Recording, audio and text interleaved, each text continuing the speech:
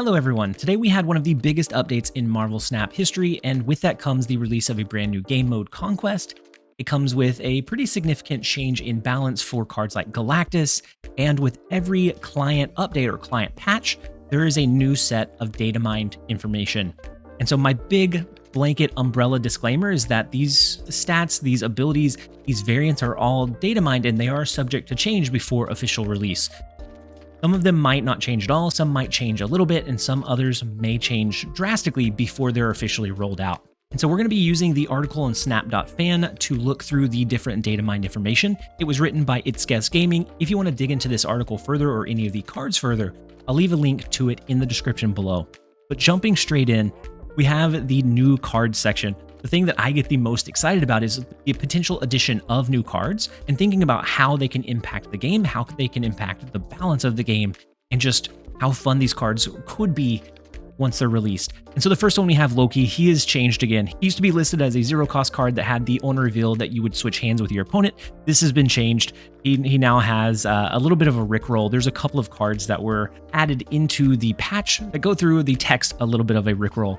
And so that one, it's here, it is still going to be released, but there is no information as far as what it's officially going to be released as. And then the next new card is X23. X23 is part of a kind of interesting hybrid archetype that several of these new cards are going to fit into.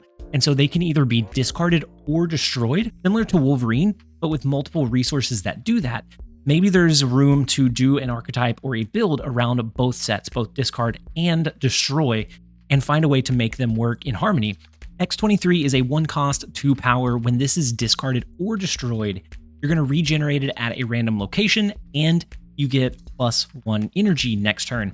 So using this into Death's Domain, using this into the Altar of Death, you're going to get extra energy. It's going to generate additional tempo, and it remains on the board.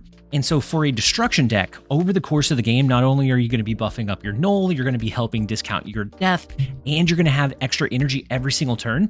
I think this is going to be a huge addition to a destroy archetype, and there might be some way to utilize it in like a discard archetype, but I think the most significant strength that it's going to have, just off of gut impression, is going to be destroy. And then next we have Lady Deathstrike. Lady Deathstrike is a 5-cost, 3-power card that previously we didn't know exactly what that ability was going to be. The one that was listed in the most recent set of information is on reveal, destroy each card here with less power than this.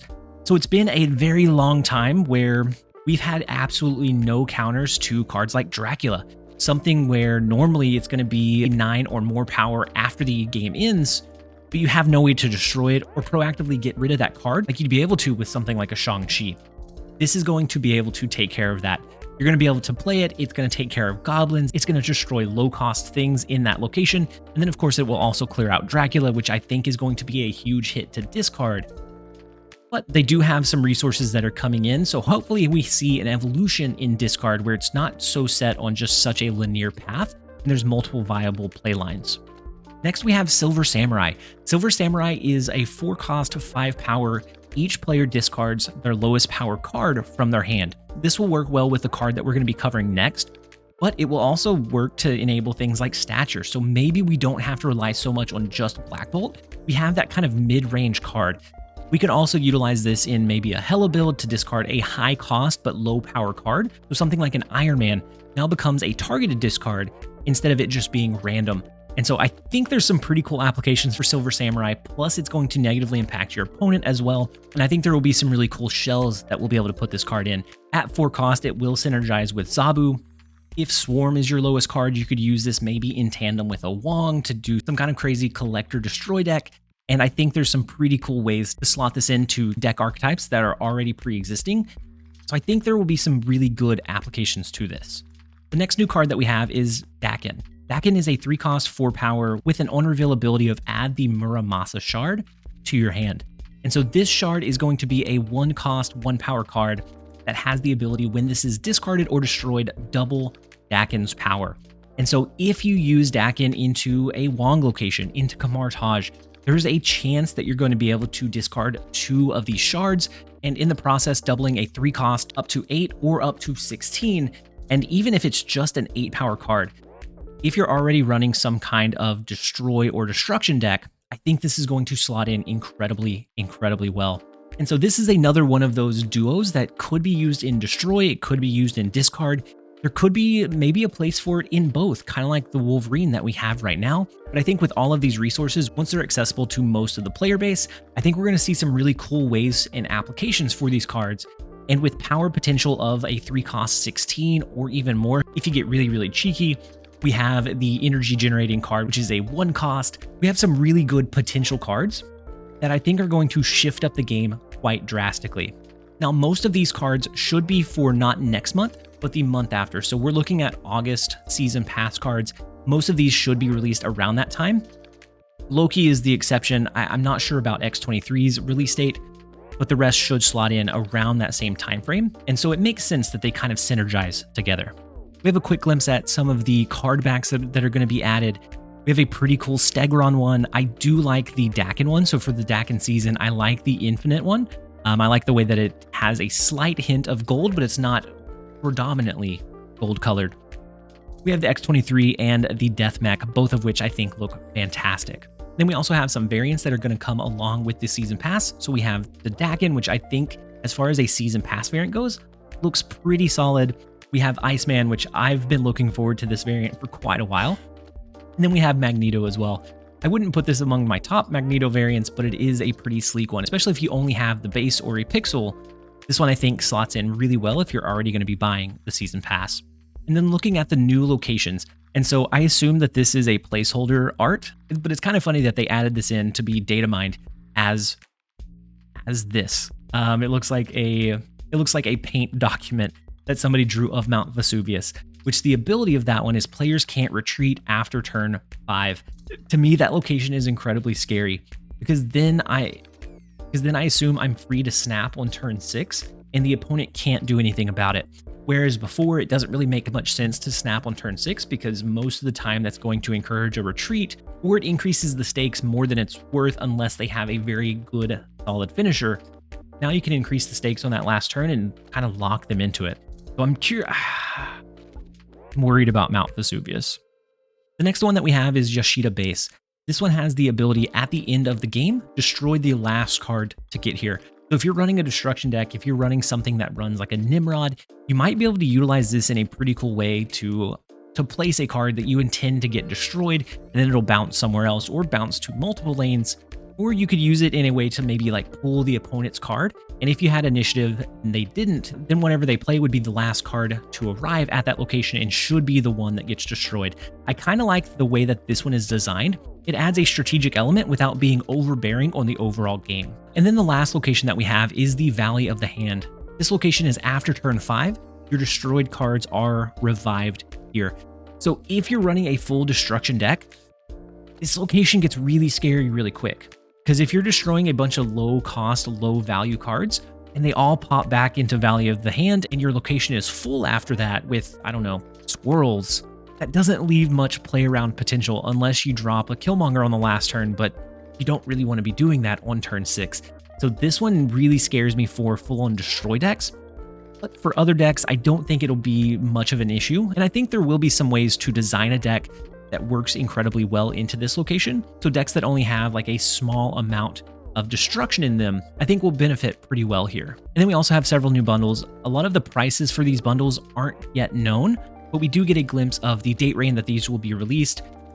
We have several that are coming out with some pretty cool new variants, as well as gold credits, and some will be released with tokens as well. So I'm not going to spend a lot of time on the bundles just because for the most part, they're not a huge value. And without knowing the cost of these bundles, it's really hard to determine if it's going to be valuable or if it's going to be worth purchasing, unless you just really like one of the variants that's in the bundle. And so one that does have a price that I do think is going to be worthwhile if you typically spend your gold on credits so that you can get collector's tokens so that you can progress your account. This Cosmic Wildfire one is going to be 7,500 gold. But it comes with 6,000 collector's tokens, which is going to be an entire Series 5 card that you can unlock. Plus it comes with 2,000 credits, the variant, the title, the avatar. As far as value goes, this is close to what a Token Tuesday bundle would be. So if you have the excess gold and you're looking to progress your collection, get tokens to unlock specific cards, I think this one is going to be fantastic. We have the Love and Thunder bundle that will re-release some of the card back that were previously only available during the beta season. And so if you're not a beta player, then you will start having access to some of these variants, some of these card backs that were previously unattainable for you. And then we're going to skip down a little ways and we're going to take a look at some of the new variants that are released for some of the cards that are upcoming and some of the cards that we already have available. We have some for Echo, which should be releasing in this upcoming month. We have Bullseye. I don't know his exact release date, but we have a pretty cool Dan Hit variant for him.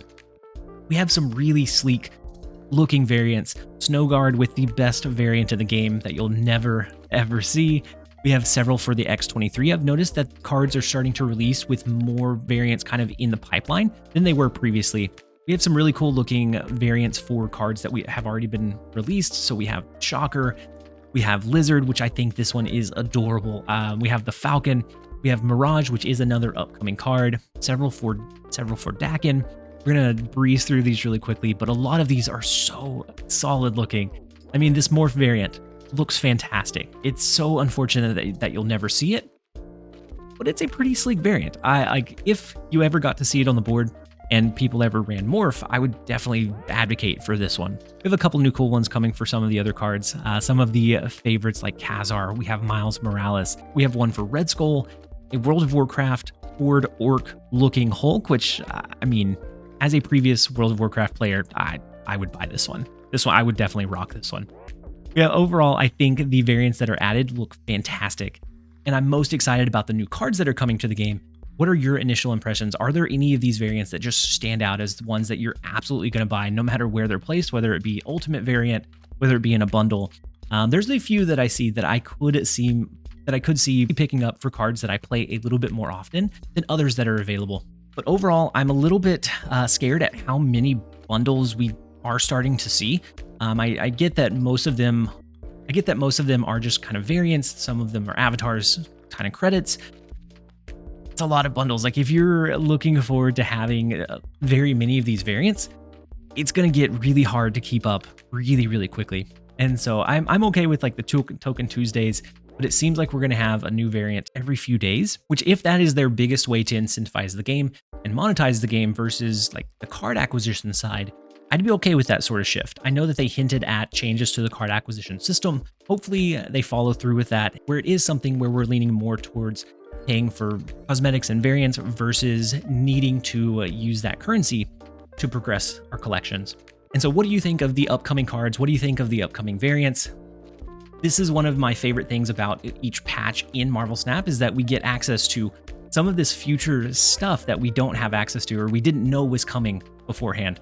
And so I hope that you guys enjoyed the video. If you did, make sure to give it a like and a comment down below. As always, this has been TLSG. Later, guys.